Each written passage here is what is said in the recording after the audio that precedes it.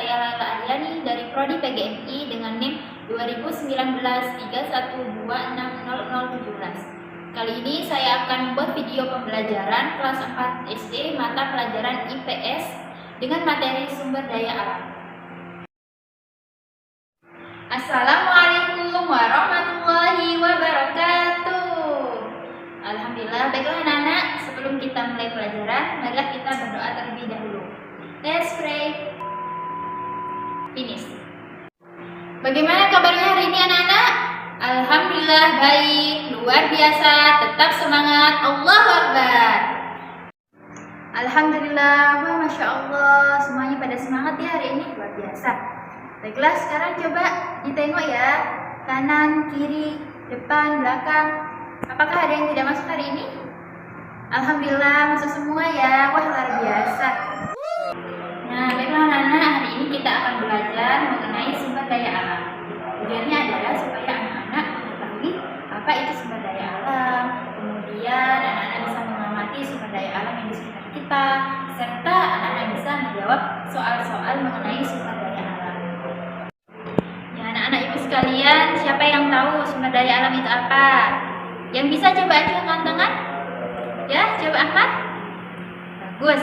Nah, anak-anak, sumber daya alam itu adalah sumber daya alam yang tidak terbentuk atau berasal dari makhluk hidup. Contohnya seperti air, udara, cahaya matahari, gas bumi, batu-batuan, dan banyak lagi. Nah, baiklah anak-anak, kali ini Ibu Guru akan menampilkan sebuah video mengenai sumber daya alam. Ibu Guru harap anak-anak semua simak dengan baik ya. Silakan. Kali ini kita akan belajar tentang tema 2, subtema 1, muatan IPS, kelas 4, mengenai sumber daya alam. Sebelum kita membahas terlalu jauh, terlebih dulu Bapak ingin bertanya, apa sih sumber daya alam itu? Sumber daya alam yaitu segala sesuatu yang berasal dari alam, yang dapat digunakan untuk memenuhi kebutuhan manusia. Energi panas matahari adalah salah satu sumber daya alam yang melimpah.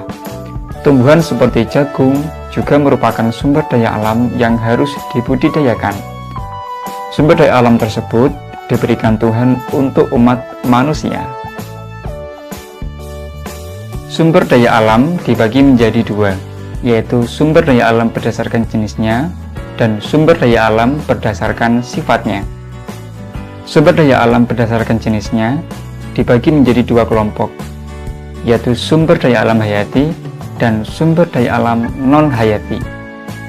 Sumber daya alam hayati merupakan sumber daya alam yang berasal dari makhluk hidup, contohnya seperti hewan dan tumbuhan.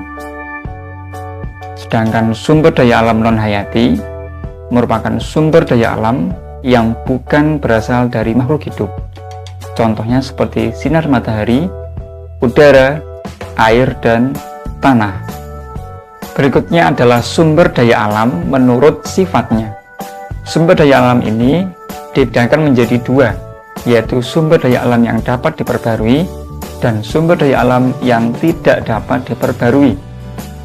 Sumber daya alam yang dapat diperbarui adalah sumber daya alam yang tidak akan habis walau digunakan terus-menerus.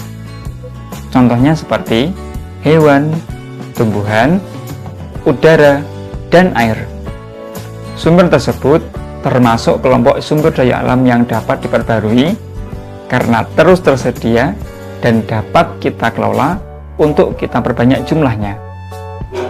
Jumlah sumber daya alam ini sangatlah berlimpah. Agar sumber daya alam ini tetap tersedia, kita harus menggunakannya dengan bijak dan melestarikannya.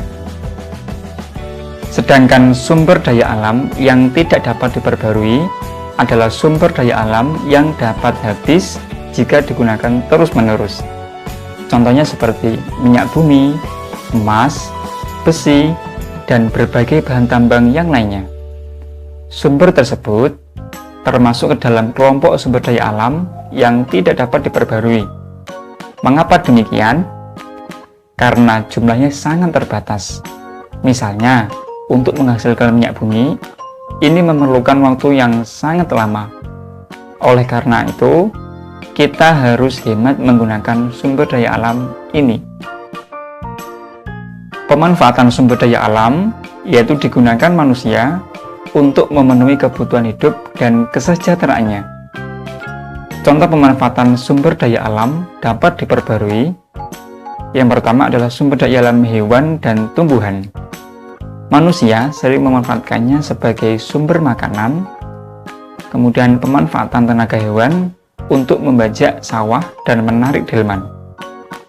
Tumbuhan untuk obat-obatan dan bumbu masakan. Sumber daya alam berikutnya adalah air, dimanfaatkan untuk minum, mandi dan mencuci, mengairi sawah, dan sebagai sumber tenaga listrik. Sumber energi berikutnya yaitu adalah udara, dimanfaatkan manusia untuk bernafas. Kemudian tanah, dimanfaatkan manusia untuk bercocok tanam, membangun tempat tinggal.